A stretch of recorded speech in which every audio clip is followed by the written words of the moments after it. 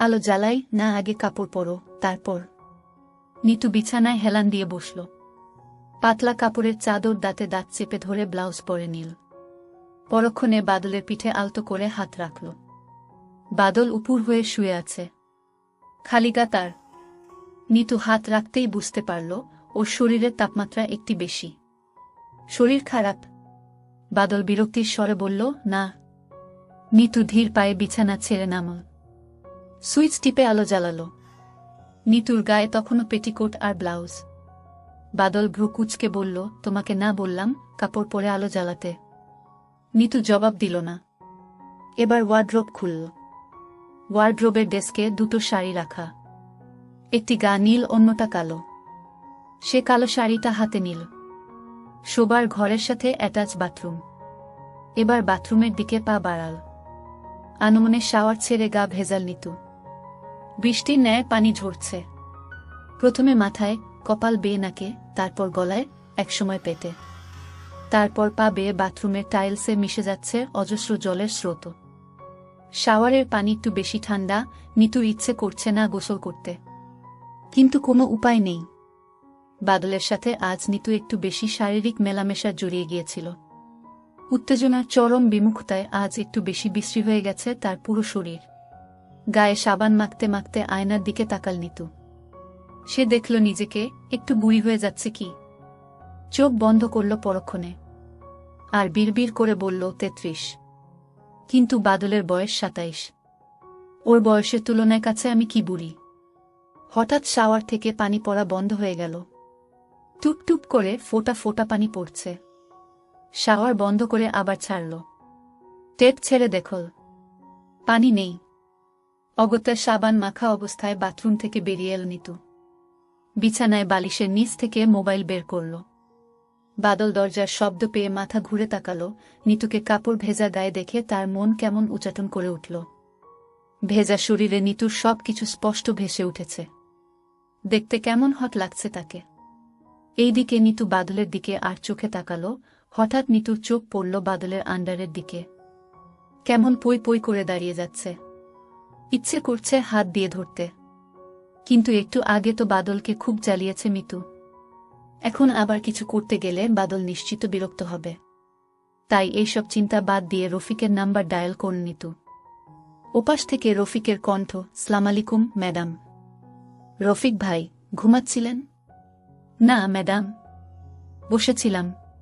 আচ্ছা শুনুন, বাথরুমে পানি নেই, এখনই পানির প্রয়োজন, একটু আর্জেন্ট। পানি নাই ম্যাডাম? না নেই। আচ্ছা আমি দেখতেছি ম্যাডাম। দেখুন একটু তাড়াতাড়ি। কল কেটে হাতে হাত বেঁধে দাঁড়িয়ে রইল নিতু। মিনিট দুয়েক পর বাথরুমের টাইলসে পানি পড়ার শব্দ হল। ফোন বালিশের নিচে রেখে বাথরুমের দিকে পা বাড়াল সে। গোসল শেষে শোবার ঘরে এল নিতু। বাদলের পাশে বসে ধীর এবং শান্ত গলায় বলল, বাদল, এই বাদল। বাদল গঙ্গানির মতো শব্দ করে ঘুমিয়ে পড়ল। নিতু বাদলের চুলে আলতো করে হাত রেখে বলল, এই যাচ্ছি কিন্তু। বাদল ঘাড় ঘুরিয়ে বিরক্তিকর ভঙ্গিতে তাকাল। চোখ টিপে চেয়ে দেখল। তারপর উঠে বসতে বসতে বলল, এখনই যাবে? কটা বাজে? 11:30। একা যেতে পারবে? খুব পারব। আচ্ছা, তোমার কি শরীর খারাপ? বাদল মাথা নেড়ে বলল, না। এখনো কাপড় পরনি? বাদল ভ্রু কুঁচকে বলল। নিতু একগাল হেসে বলল, গোসল করলাম মাত্র। তাছাড়া কাপড় তো পরাই আছে, শুধু শাড়ি। শাড়ি তুমি আমার সামনে পরবে কেন? তুমি কি আমার বিয়ে করা বউ? নিতু ধীর গলায় বলল, তার থেকে বেশি বলে দীর্ঘশ্বাস ছেড়ে শাড়ি পরতে লাগল। সত্যিই তোমার শরীর খারাপ না? বাদল হাই তুলতে তুলতে বলল, না। আচ্ছা, একটা কথা বলি। নিতু আগ্রহ নিয়ে বলল, বলো। তোমাকে আপনি করে ডাকলে হয় না? বয়সে তুমি আমার 6 বছরের বড়। তুমি করে বলতে কেমন যেন অন্যরকম লাগে। নিতু কিছু বলল না, চুপচাপ দাঁড়িয়ে রইল। বয়সের জন্যই সে বাদলের এতটা কাছে থেকেও অনেক দূরে। যদি নিতু আর বাদল সমবয়সী হতো তবে হয়তো এরকম হতো না। বাদল যখন বয়সের ব্যাপারে কিছু বলে, নিতুর মাথায় আকাশ ভেঙে পড়ে। বুক ফেটে কান্না আসে। নিঃশ্বাস ভারী হয়। আচ্ছা, জীবনে বয়সটা কি খুব জরুরি? অনেকেই তো বলে বয়স নাম্বার মাত্র। এই কথাটা সবাই মেনে নিতে পারে না কেন? আসি বাদল বলে ব্যাগ হাতে নিয়ে বেরিয়ে পড়ল নিতু। বাদল হাত নেড়ে বিদায় জানিয়ে দায়সারা হয়ে শুয়ে পড়েছে। সে একটু ঘুমকাতুরে। একটু না, অনেক বেশি ঘুমকাতুরে। একবার মাঝ রাতে শ্বাসকষ্ট হচ্ছিল নিতুর। পুরো ব্যাগ খোঁজার পর বুঝল ইনহেলার সাথে আনেনি। বাদলকে বহুবার ডেকেছে, হাত দিয়ে সজোরে ধাক্কা দিয়েছে, চোখের পাতা শক্ত করে মেলে ধরেছে। বাদল উঠেনি। গঙ্গানির মতো মৃদু শব্দ করে আবার ঘুমিয়ে পড়েছে। সেদিনের পর আর কখনো বাদলের সাথে রাত কাটায়নি সে। বাইরে একটু একটু শীত পড়েছে। জনমানবহীন রাস্তা। কুয়াশার কারণে কিছু দেখা যাচ্ছে না। মিনিট 5 দাঁড়ানোর পর একটি রিকশা এসে থামল। বুড়ো রিকশাওয়ালা কাশতে কাশতে বলল, কই যাইবেন? Housing estate, C block. উঠেন। নিতু রিকশায় চড়ে বসল। শীত লাগছে। গায়ের পাতলা চাদর শক্ত করে জড়িয়ে ধরল সে। অন্যমনস্ক হয়ে ব্যাগ খুলল। ব্যাগে বাদলের পাসপোর্ট সাইজের একটি ছবি। নিতু দীর্ঘশ্বাস ছাড়ল। আজ সে ফিরে আসতে চায়নি। পুরোটা রাত বাদলের পাশেই থাকত। সে জানে বাদলের গায়ে একটু একটু জ্বর। আসার আগে কতবার ফিরে ফিরে তাকিয়েছে। বাদল যদি একবার বলতো না গেলে হয় না, নিতু থেকে যেত। একবার ডোরবেল বাজাতেই দরজা খুলে দিল জাফর। নিতু যেদিন বাড়ির বাইরে থাকে, জাফর ঘুমায় না, জেগে থাকে, দরজার সামনে দাঁড়িয়ে থাকে। রাত 3টায় ডোরবেল বাজালেও সাথে সাথে দরজা খুলে দেবে সে। জাফর অপ্রস্তুত ভঙ্গিতে বলল, আজ এত তাড়াতাড়ি চলে এলে যে? কেন না এলে খুশি হতে? না না, অমন করে বলছো কেন? আমি ভাবলাম আরো দেরি করে আসবে। আচ্ছা শুনো, আজ তোমার জন্য একটা স্পেশাল জিনিস এনেছি। কি সেটা? তুমি নিজেই দেখো। জাফর নিতুকে ডাইনিংয়ে নিয়ে গেল। টেবিল থেকে একটি প্লেট হাতে নিয়ে বলল, এই নাও তোমার প্রিয়। নিতু ধীর গলায় বলল, ফুচকা? ইয়েস। আমার প্রিয়কে বলল। ওমা, ভার্সিটি লাইফে কত খেতে, মনে নেই? খেতাম, তখন প্রিয় ছিল। এখন না বলে টেবিলে প্লেট রেখে শোবার ঘরের দিকে পা বাড়াল নিতু। খাবে না?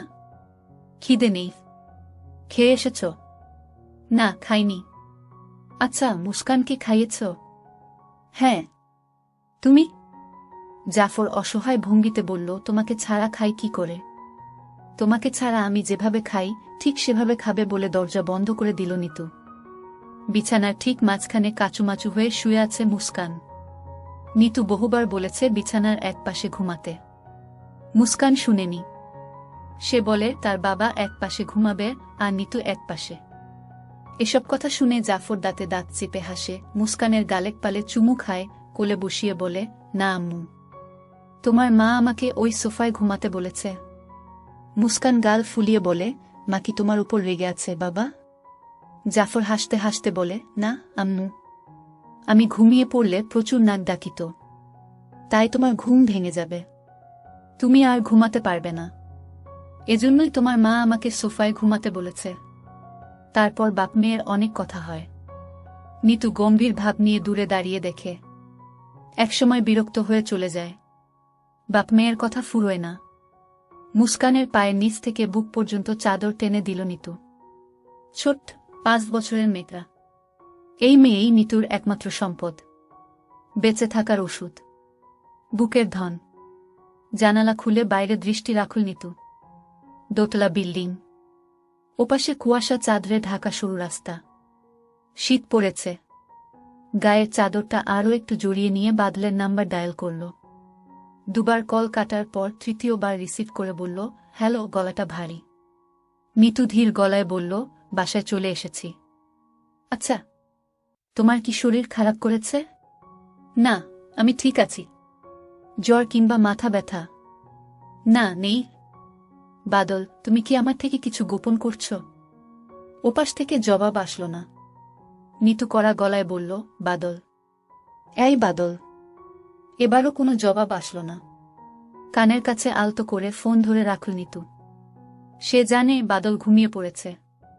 কথা বলতে বলতে ঘুমিয়ে পড়ার অভ্যেস তার বহু পুরনো। গভীর দীর্ঘশ্বাস বাতাসে মিশে গেল।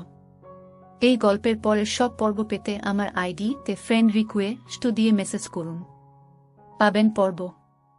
দরজায় দুবার টুকা দেওয়ার শব্দ হল। তৃতীয়বার টুকা দেওয়ার আগে নিতু দরজা খুলল। ধীর গলায় বলল, কি চাই? জাফর অসহায় ভঙ্গিতে বলল, আজ তোমাদের সাথে ঘুমাই? নিতু লম্বা নিঃশ্বাস ফেলে ভ্রু কুঁচকে বলল, না, দরকার নেই। প্রতিদিন তো ও ঘরে ঘুমাও। আজ কি হলো? জাফর ধীর গলায় বলল, আজ কেমন যেন ভয় ভয় লাগছে। মনে হচ্ছে বড় কোনো বিপদ হবে আজ রাতে। কি বিপদ হতে পারে বলো তো? নিতু বিরক্ত গলায় বলল, আর কিছু বলবে? তোমার ওই ভ্যাগাবন্ডের সাথেও কি এরকম আচরণ করো তুমি? আগে তো এরকম ছিলে না। নিতু ভ্রু কুঁচকে বলল, ভ্যাগাবন্ডকে? তোমার প্রেমিক। কি যেন নাম?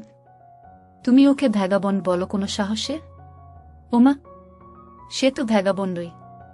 না, সে ভ্যাগাবন্ড না, কখনোই না।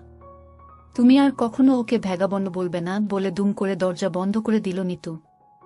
জাফর দরজায় টুকা দিয়ে বলল, আচ্ছা, আর বলবো না। একটু জায়গা হবে তোমার ঘরে? বিছানার এক পাশে শুয়ে পড়ব।